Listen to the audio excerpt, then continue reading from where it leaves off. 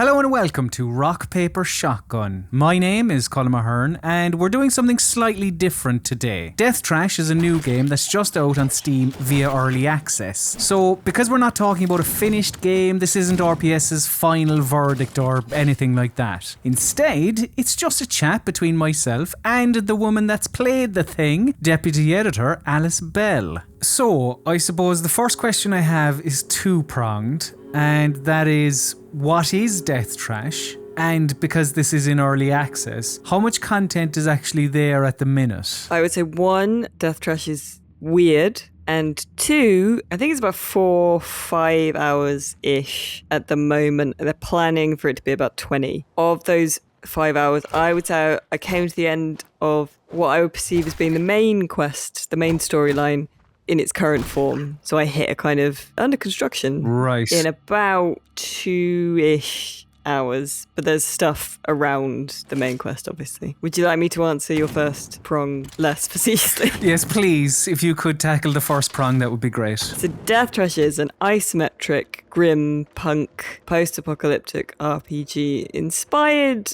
loosely, I would say, by the original Fallout. It's set on a different planet, I think, than our own. And you play a person who is thrown out of an underground city where they live that is ruled by robots, where they're sort of looked after by robots, because you're infected with flesh. And you're thrown out into the post-apocalyptic wasteland, which is full of meat and flesh. It's very horrible. How much of an RPG is this? It's a bit. You have a lot of customization in how you want to kind of approach doing things.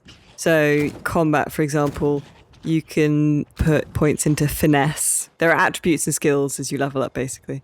Finesse makes you better at shooting or ranged weapons. But then you could also, if you're good at high tech, then you're good at the laser gun sort of energy weapons. Okay. Or you could be good at melee, and then there's blunt melee and there's edged melee weapons as well. So there's a lot going on. There's hammers, there's swords, which are like fast edged melee, and then there's also like a cleaver or like a saber I found, which was a slow edged melee weapon. So you have, there are those different skills. One of them is like you can talk to animals. So there's little like flesh slugs that peel off the big blobs of meat that are bubbling out of the ground everywhere.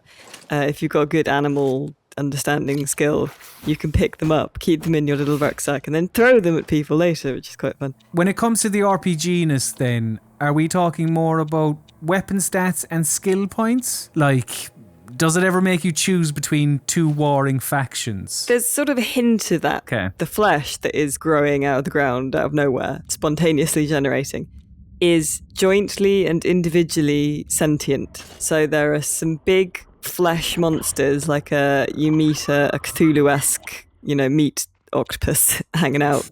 He's one of the first people you meet, actually, when you leave the underground. He's quite friendly, and he's also lonely. So, like, the first quest you get is find him a mate. And there are other creatures like that hanging about, and some people like worship the flesh. They worship the meat. They'll be like, the meat will provide, like, praise the meat and stuff. And eat it raw because it's a source of food, obviously. And then some people are kind of not cool with that. You'll meet some people who are like, yeah, I don't like the flesh worshipping types, Right. So there is an emerging tension there. But how that will play out fully, I don't know. Because one of your things that you've been thrown out because you're sort of somehow infected with the fleshiness.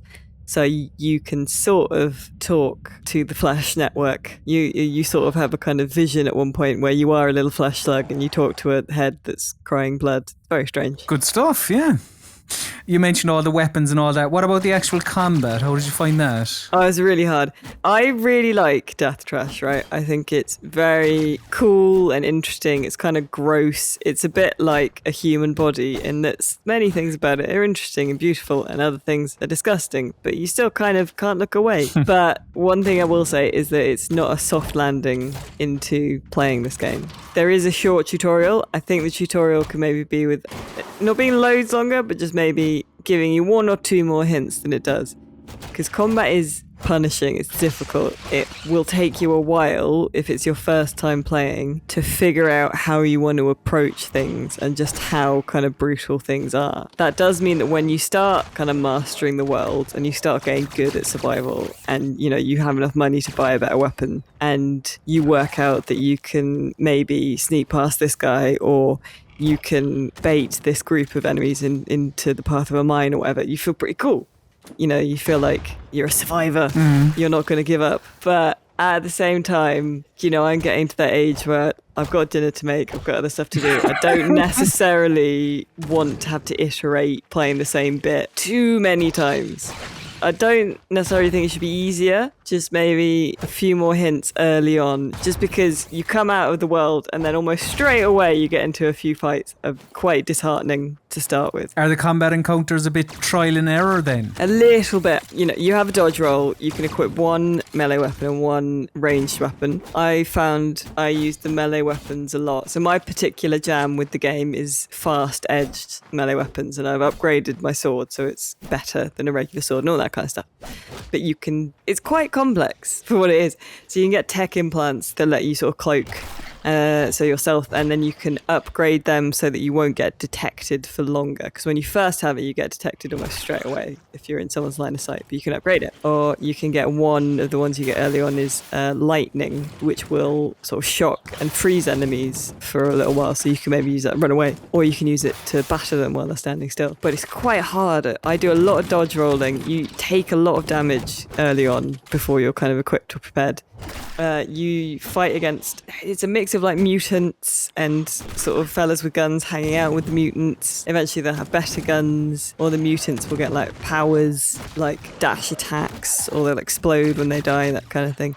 It's just kind of tough. It's not especially complicated. It's you roll around and you hit people and, you know, you try and avoid them hitting you. But especially early on, take a lot of damage when you do get hit. And the twist on it is like how you want to avoid getting hit or how you want to deal out damage, that kind of thing.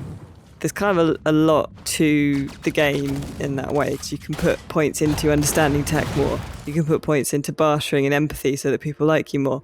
You can equip memories. There's a whole separate bit of your inventory for memories that you can equip. Other people's memories? Your memories.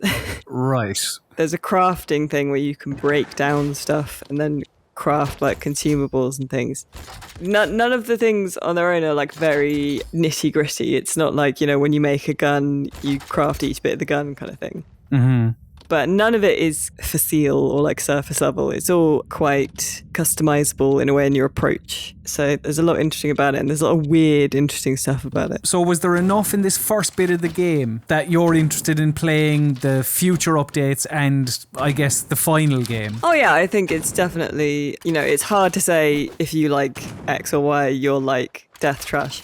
Because Death Thrash is unique, I think. But yeah, if you like original Fallout, or if you like kind of weird games about skin and teeth, or maybe even if you like kind of difficult survival games or like Souls-likes, you maybe get something out of it as well. There's a lot of layers to it. It's like Onions or an Ogre. At the moment, it's 5 hours of good, weird, interesting stuff. And if it's getting 15 more hours of the same, then that can't really be a bad thing. I kind of wish it was just a little bit less obscure sometimes. Thank you very much for chatting with me today, Alice. And if you, dear viewer, would like to check out more of Alice's thoughts on Death Thrash, then be sure to have a read of her early access review of the game on the website. Thank you very much for watching, you absolute star. And as I often say, if you're to remember one thing from this video, let it be this. For all of your PC gaming needs, keep it on rockpapershotgun.com.